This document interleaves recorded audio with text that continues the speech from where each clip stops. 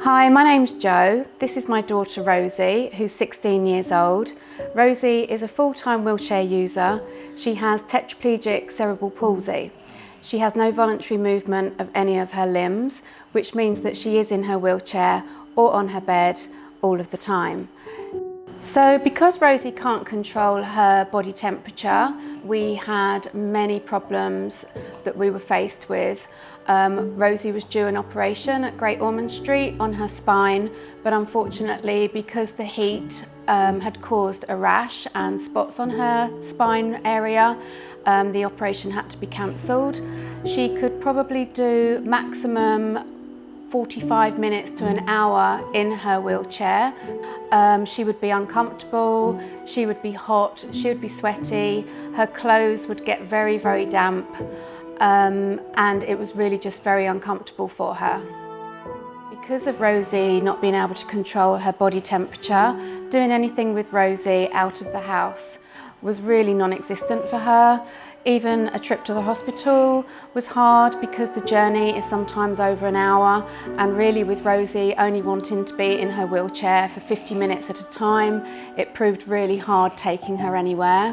We would have to get her out of her wheelchair immediately after getting to our destination, which wasn't always easy.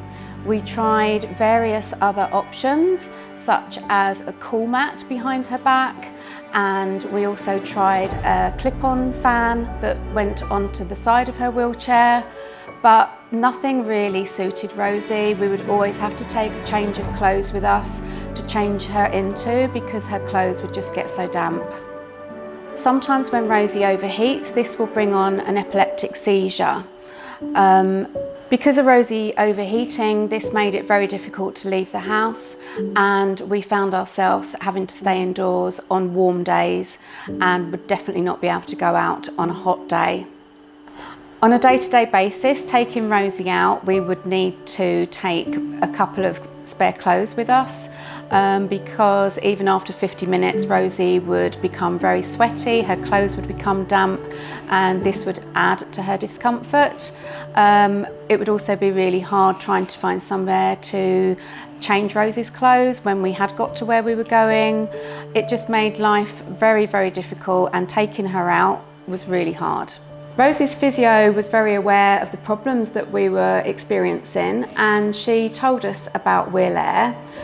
When we contacted Rosie's wheelchair services, they made a new seat for Rosie which could adapt the WheelAir.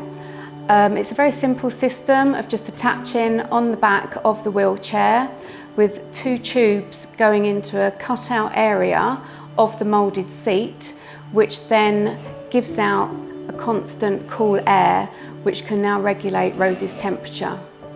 So using Rosie's WheelAir is very simple. We charge the system up at night. It's just as simple as using a mobile phone charger.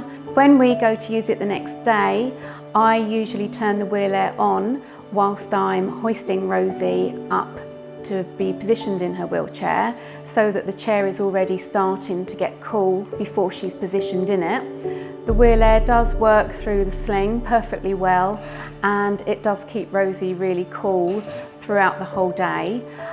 If I'm in the car where I have got the air conditioning on in the car, I tend to turn the dial down a little bit, and then if it's a particularly hot day, I do have it at full speed so that it can keep Rosie cool at all times.